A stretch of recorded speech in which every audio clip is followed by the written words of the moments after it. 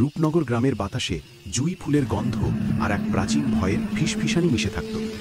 বলা হতো যে পুরনো কবরস্থানের ঘাড়ে থাকা বটগাছটি একটি পেতনির বাসস্থান, যে পথিকদের আকর্ষণ করে মৃত্যুর মুখে ঠেলে দিত। তবুও তরুণ রোহান, যুক্তিবাদী মন এবং কুসংস্কারমুক্ত হৃদয়ের এক পণ্ডিত এই গল্পগুলিকে উপহাস করত।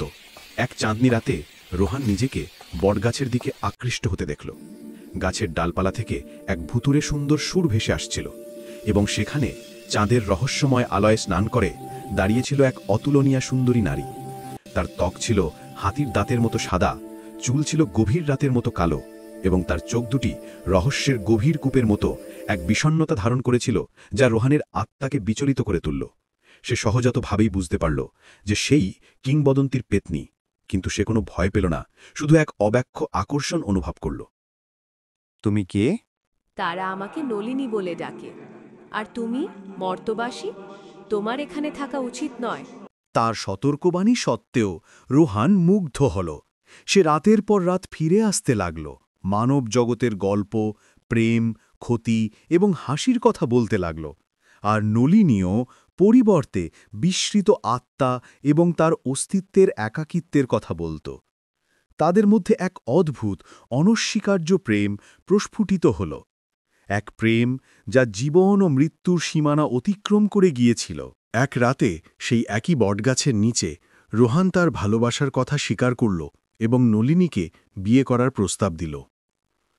কথাগুলো বাতাসে ঝুলে রইল, অনুচ্চারিত পরিণতির ভারে ভারী। নলিনীর চোখে জল ভরে এলো। তুমি একজন আত্মাকে বিয়ে করতে পারো না রোহান। আমাদের জগৎ একত্রিত হওয়ার জন্য নয়। তার অটল ভক্তি দেখে নলিনী একটি গোপন কথা প্রকাশ করল। একটি বিপজ্জনক আচার যা আমাকে একটি অস্থায়ী মানব রূপ দিতে পারে, কিন্তু এর জন্য অনেক মূল্য দিতে হয়, এবং প্রতি মুহূর্তে আমি মানুষ হিসাবে কাটাবো আমার আত্মিক সত্তার একটি অংশ হ্রাস পাবে। রোহান প্রেমে অন্ধ হয়ে সব কিছুতে রাজি হল। তারা প্রাচীন বটের সতর্ক দৃষ্টির অধীনে আচারটি পালন করল।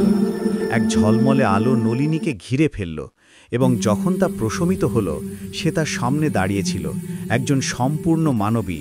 তার সৌন্দর্য এখন বাস্তব, তবুও মায়াবী। গ্রামবাসী হতবাক হয়ে গেল। একজন মানুষ একজন পেতনিকে বিয়ে করছে? এটা আনহার্ড অফ, একটি জঘন্য কাজ। কিন্তু রোহান এবং নলিনী অবজ্ঞা ও ভয়কে উপেক্ষা করে একটি সাধারণ অনুষ্ঠানে বিবাহ বন্ধনে আবদ্ধ হল। তাদের হৃদয়ে এক প্রেম ওভারফ্লোয়িং, যা শাশ্বত মনে হয়েছিল।